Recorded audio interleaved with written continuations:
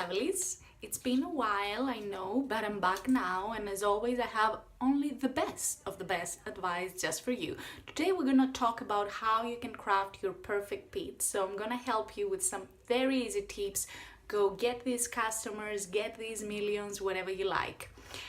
Maybe even that date, who knows. So I know some of you know about my love for reality TV, and I know not everybody appreciates this genre, but I believe strongly that beauty lies in the eye of the beholder, and you can find inspiration everywhere. So my tips today come straight from lessons I got watching Toddlers and Tiaras. For those of you that have never heard of Toddlers and Tiaras before, Toddlers and Tiaras was a very controversial reality TV show on TLC, and it was about kid pageants. So yes, in 2 words, TV gold. So sit tight, get comfortable, and let's go. Lesson numero 1. Get your energy levels up. Now, it may be that you work late, or maybe it's the 20th pitch of the day and you're a little exhausted, but it's of paramount importance to be energetic, to stay energetic, so you can infect others with your enthusiasm about your company and what you're building. You know who never got $1 million investment? A zombie. Stay alive, stay bouncy, stay happy. Go happy, go lucky. It's not a coincidence we have that saying. Let me put my sunglasses on, actually. It's sunny in London. Who knew? Anyway, back to our tips. So, kids at pageants keep their energy high by consuming insane amounts of sugar. Now, I would not recommend that, because after the super high of sugar comes the super low, and you don't want to throw a tantrum in a meeting room. Although I think it's completely justifiable and may or may not have done it. Try to keep your energy high by eating nuts, could be walnuts or almonds, and stay hydrated. It'll be just enough to give you that little extra energy boost that you need for one more pitch. Lesson number 2. Practice, practice, practice, practice, practice. Practice makes perfect. The more you pitch, the better you get at it. Plain fact. This is not about learning a script and by heart. It's more about evolving your pitch and adjusting it to different audiences. Don't get stuck into memorizing your scenario. The more comfortable you get with your piece, the easier it'll be to adjust and improvise on it. If you have to. Make sure that you start your pitch from investors that you're not so crazy about. Let's be honest, you have to kiss a couple of frogs before you get to your prince. Lesson number 3. It's all about eye contact.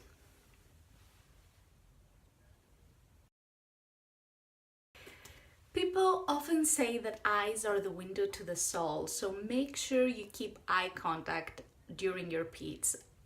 Don't turn your back to the audience to read your slides. People can see your slides. They want to see you. Don't keep your head down reading notes. It's okay if you forget something. It's more important to communicate and so that they can trust you, and that can only happen through eye contact. See me, see you. Brings us to lesson number 4. It's okay if you forget the steps. Now, I know you may look at your notes because you're worried that you may forget something, and for a good reason. You know, you're absolutely right. You will forget something. But it's okay. Even if you look at your notes, you will still skip something. But it's still good, because you know that you forgot something. The audience doesn't know what you forgot. So it's more important to keep the flow and keep the people interested. And if you need to mention something you forgot, you can either improvise later in the pitch, or you can keep it for the questions. The important is to keep your pitch interesting enough so that people will ask you questions later rather than stress to just pass on information, bombarding people with information and then get no Q&A. Focus on your key points and storytelling, not in details. That's the whole point of delivering a good presentation, is covering all your key points, and that's what your deck works as a guide to make sure that the key elements you won't forget in your storytelling, and everything else like little details, maybe a stat here and there, it's absolutely okay if you forget about it. It's absolutely okay also if you don't want to show all your cards at once, just enough to have a consistent story, to engage people, to lure them in and to get them curious to want to know more about what is it that you're doing. Lesson number 5. Smile. You have to show people that it wasn't your manager that dragged you here to do this speech. You have to show that you have a real passion about your company, that you enjoy what you're building. I mean, at the end of the day, a pitch is an invitation to people to work with you, and nobody wants to work with a Debbie Downer. So give your best smile and make sure you wash your teeth every day. Lesson number 6 is a no-brainer. Body language counts. Confidence matters. That's right. Straight back, relaxed shoulders, open posture.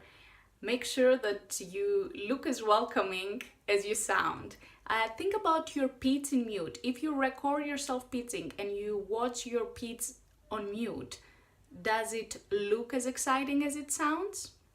Lesson number 7. Show your personality.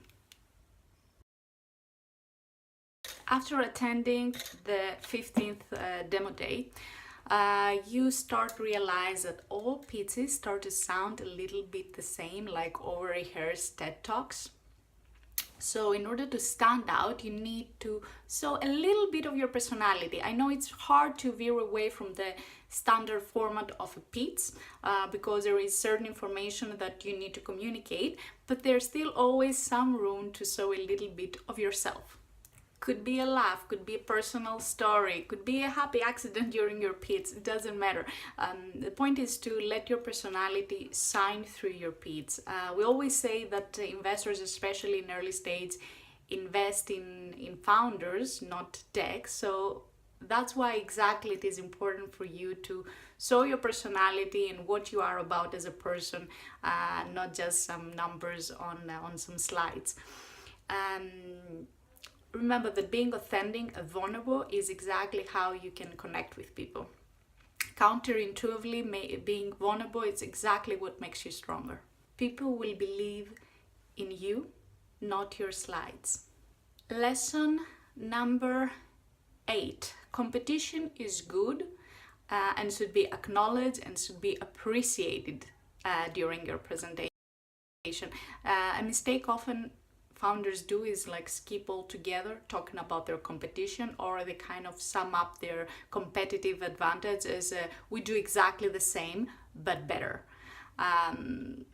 That first of all may raise some red flags that you may be unrealistic, but it's nice to show that you know your competition, that you know what you're up against, that you know your market, you know your strengths, you know your weaknesses. So study your competition, make them your best friends, keep your friends close, your enemies closer, your competition like that. Lesson number, I think we're 9 now. Focus on yourself. I know we talked about the competition part, but also focus on yourself. Don't keep asking people, why did XYZ got this opportunity and didn't get it? Like, we do the same, but we do it better and this and that. Forget about that. Focus on your own game. Focus on your own lane. Sometimes you won't know everything about some other people got some advantage that you did not. Maybe an investor invested them and they passed on you or whatnot, but it just doesn't matter. Stay focused on your game and the big picture, and don't get carried away with, let it go. let it go. Lesson number 10, and within 5 minutes it's already sunny again in London, so I'm gonna put these back on. Okay, perfect. So lesson number 10 is deal gracefully with disappointment.